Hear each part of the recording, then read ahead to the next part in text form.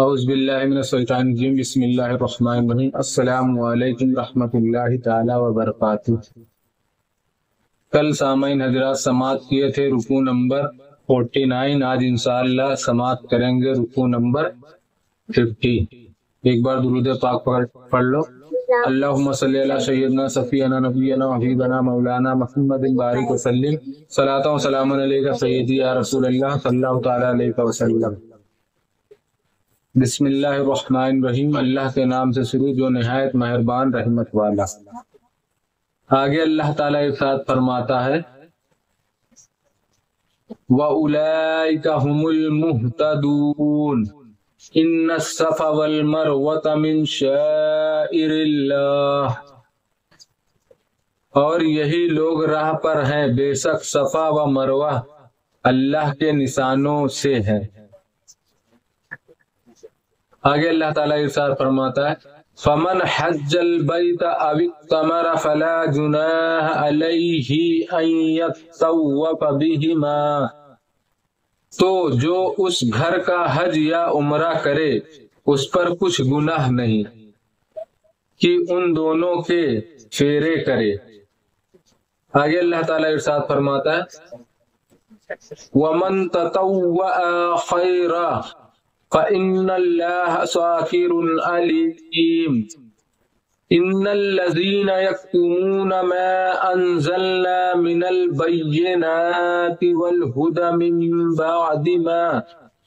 من بعد ما بَيَّنَّاهُ لِلنَّاسِ فِي الْكِتَابِ، اور جو کوئی بھلی بات اپنی طرف سے کرے تو اللہ نیکی کا صلہ دینے والا خبردار ہے۔ بے شک وہ جو ہماری اتاری ہوئی روشن باتوں پر ہدایت کو چھپاتے ہیں، بعد اس کے کہ لوگوں کے لیے ہم اسے کتاب میں واضح فرما چکے۔ آگے اللہ تعالیٰ ارشاد فرماتا ہے اولئک یلعنہم اللہ ویلعنہم اللاعنون إِلَّا الَّذِينَ تَابُوا وَأَصْلَحُوا وَبَيَّنُوا فَأُولَئِكَ أَتُوبُ عَلَيْهِمْ وَأَنَا التَّوَّابُ الرَّحِيمُ۔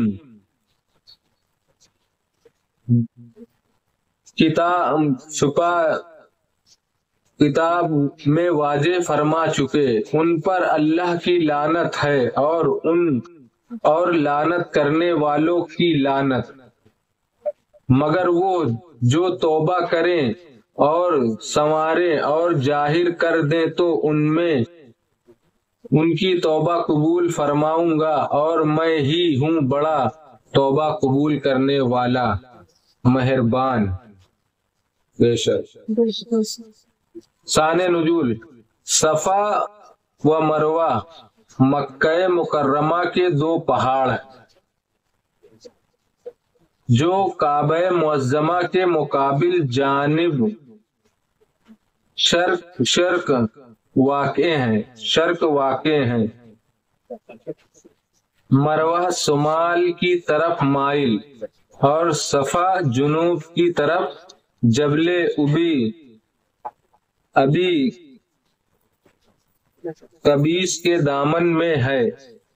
حضرت حاضرہ اور حضرت اسماعیل علیہ السلام نے ان دونوں پہاڑوں کے قریب اس مقام پر جہاں چاہے زمزم ہے بحکم الہی سکونت اختیار فرمائی۔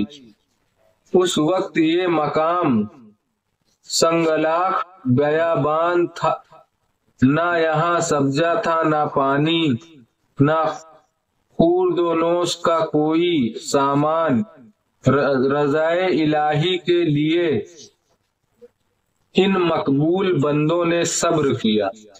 جب وہاں پہ گئے تو وہاں کچھ بھی نہیں تھا، نہ سبزہ تھا، نہ کچھ، ایک دم ہری، مطلب جیسے کچھ سبزہ جیسے ہریالی ہوتی ہے، کھانے پینے کا سامان کچھ بھی نہیں تھا، ایک دم ریت پیسا تھا، بیابان، کچھ بھی نہیں تھا، مگر اللہ کے حکم سے یہ لوگ گئے۔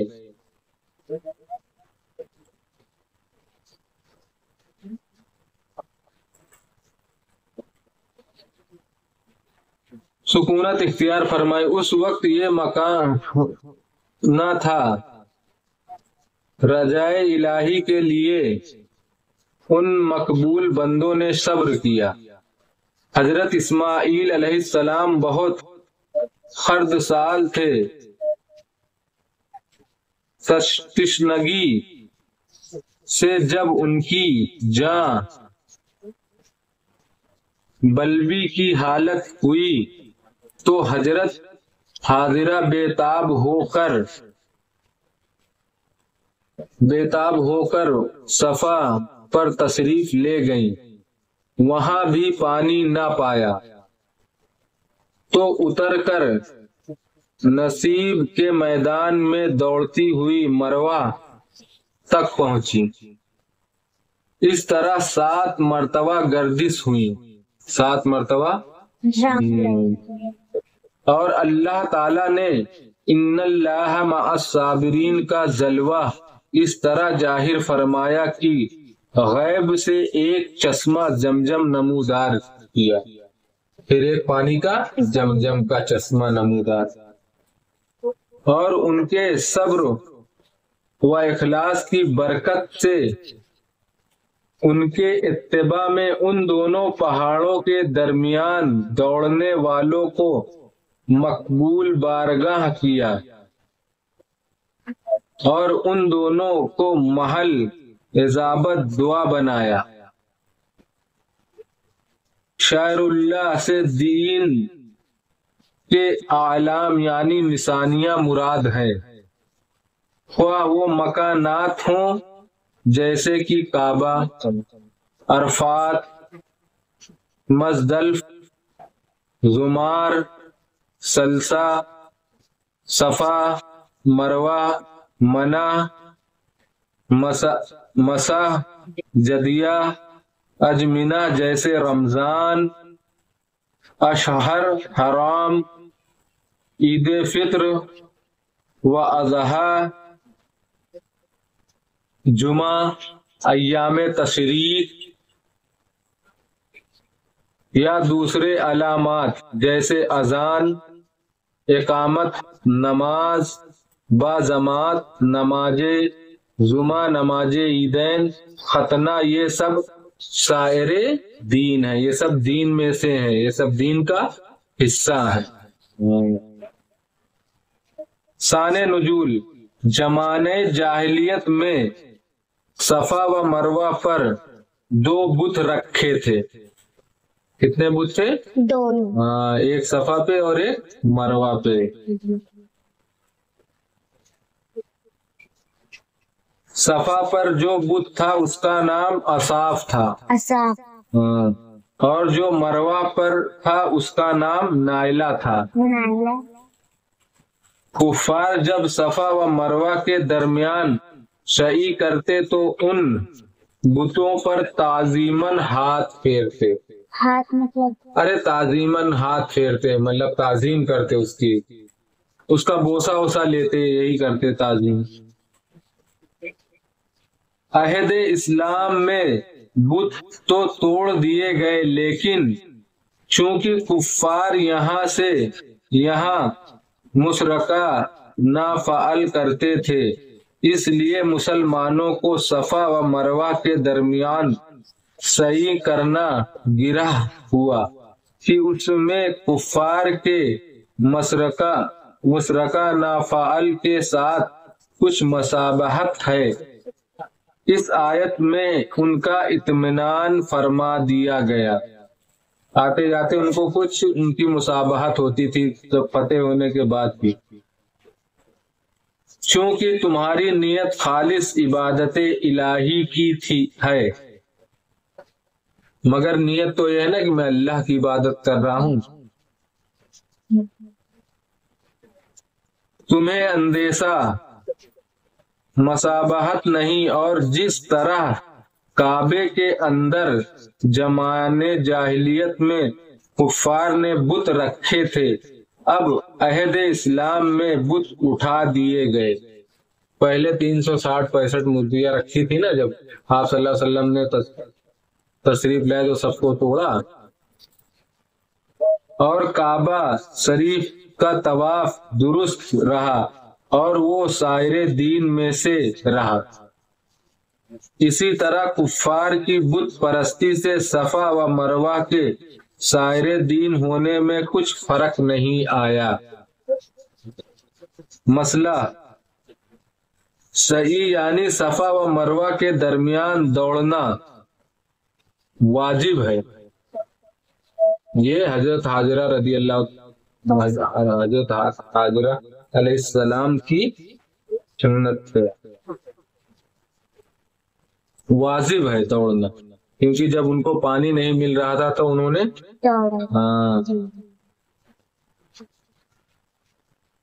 واجب حدیث سے ثابت ہے، سید عالم صلی اللہ علیہ وسلم نے اس پر مداومت فرمائی ہے۔ اس کے ترک سے دم دینا یعنی قربانی واجب ہوتی ہے۔ مسئلہ صفا و مروہ کے درمیان سعی حج و عمرہ دونوں میں لازم ہے۔ فرق یہ ہے کہ حج کے اندر عرفات میں جانا اور وہاں سے طواف کعبہ کے لیے آنا شرط ہے، یہ حج کے لیے، اور عمرہ کے لیے عرفات میں جانا شرط نہیں، عمرہ کبھی بھی کر سکتے، مگر حج سال میں ایک ہی دن ہوگا، ایک ہی بار۔ مسئلہ عمرہ کرنے والا اگر بیرون مکہ ہے، مطلب کہیں باہر سے ہے، باہر سے آیا تو مکہ سے بیرون مکہ سے آئے اس کو براہ راست مکہ مکرمہ میں آ کر طواف کرنا چاہیے، اور اگر مکہ کا ساکن مطلب مکہ کا رہنے والا ہو تو اس کو چاہیے کہ حرم سے باہر جائے، وہاں سے طواف کعبہ کے لیے احرام باندھ کر آئے۔ حج و عمرہ میں ایک فرق یہ بھی ہے کہ حج سال میں ایک ہی مرتبہ ہو سکتا ہے۔ حج سال میں کتنی مرتبہ ہو سکتا ہے؟ ایک ہی مرتبہ ہو سکتا ہے، کیونکہ عرفات میں عرف کے دن یعنی 9 ذی الحجہ کو جانا جو حج میں شرط ہے، 9 ذی الحجہ کو ہی جانا شرط ہے، سال میں ایک ہی مرتبہ ممکن ہے، اور عمرہ ہر دن ہو سکتا ہے، اس لیے کہ کوئی وقت اس کے لیے معین نہیں ہے۔ جس چیز کے ٹائم معین ہو گیا یا تاریخ معین ہو گئی تو پھر وہ اسی دن ہو سکتا ہے، اور جس پہ کچھ نہیں ہو تو کبھی بھی ہو سکتا ہے۔ یہ آیت ان علماء یہود کی شان میں نازل ہوئی جو سید عالم صلی اللہ علیہ وسلم کی نعت اور آیت رجم اور توریت کے دوسرے احکام کو چھپایا کرتے تھے۔ کس پہ نازل ہوئی؟ یہ لوگ کے یہود کے علماء جو تھے، کیونکہ وہ آپ صلی اللہ علیہ وسلم کی نعت اور سب چیز ان کی جو خصوصیت تھی سب کچھ وہ چھپاتے تھے۔ مسئلہ علوم دین کا اظہار فرض ہے۔